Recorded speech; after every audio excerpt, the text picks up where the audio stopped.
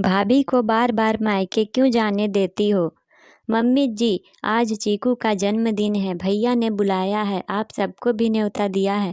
कुमुद अपनी सास कोयल जी से बोली, नहीं बहू, तुम और रजत ही हो आना, मैं और रमा घर पर ही रहेंगे।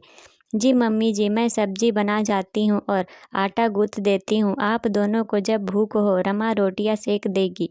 क्या माँ, आपने भाभी को क्यों जाने दिया? उनके मायके में हमेशा कुछ न कुछ होता रहता है, आप भी उन्हें कभी मना नहीं करती और भाभी को तो बस मायके जाने का बहाना चाहिए होता है। कुमुद के जाने के बाद गुस्से में रमा बोली, तो क्या हुआ बेटा, जाने दे उसे, उसके जाने से तुझे परेशानी क्यों हो रही है? वो चली जाती है, सारा काम मुझे करना पड़ता है। कौन सा काम करती है तू? वो सारे काम करके जाती है, बस रोटी ही तो बनानी है। फिर भी भाभी हर दूसरे तीसरे महीने मायके जाना क्या सही है? ऐसे तो वो हमें कभी अपना ही नहीं पाएंगी। कुमुद की शादी को साल भर ही हुआ था। उसके मायके में मम्मी पापा, 3 बड़े भाई भाभी और उनके 6 बच्चे थे।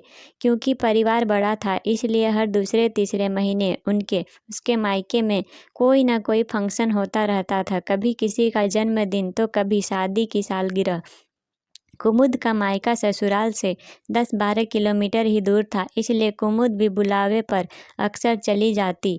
कोयल जी को भी कुमुद के मायके जाने से कोई परेशानी नहीं थी, वो तो कुमुद को खुशी खुशी भेज देती। बस रमा ही थी जो कुमुद के मायके जाने से चिढ़ जाती थी, क्योंकि कुमुद के न रहने पर घर का काम उसे करना पड़ता था। तो क्या उसे मायके से दूर करके वो हमें अपना लेगी? मम्मी, आप बहुत सीधी हो। सलोनी की मम्मी को देखो, वो उसकी भाभी को मायके तो क्या आसपास घूमने भी नहीं जाने देती। बेटा, दूसरे अपनी बहू के साथ क्या करते हैं मुझे उससे कोई मतलब नहीं, लेकिन मैं अपनी बहू पर किसी प्रकार की बंदिशें नहीं लगाना चाहती। तू आज नहीं समझेगी, कल जब तेरी शादी हो जाएगी तब समझेगी। बेटी को कितना ही प्यार करने वाला ससुराल क्यों ना मिल जाए, पर मायके का मोह कभी कम नहीं होता। मायके जा कुछ देर के लिए ही सही, पर हम अपनी परेशानी जिम्मेदारी से थोड़ी देर के लिए आज़ाद हो जाते हैं। तेरी दादी मुझे मायके नहीं भेजती थी, कहती थी मुझसे अब घर का काम नहीं होता, बस कभी शादी ब्याह में ही जा पाती थी। माँ बाबा की बीमारी पर खैर खबर लेने या अपने भाई भतीजों के जन्मदिन सालगिरह पर कभी गई ही नहीं। मैं नहीं चाहती मायके से दूर रहने की जो बेचैनी मैंने महसूस की है, मेरी बहू भी करे। कहते हुए कोयल जी की आंखें नम हो गई।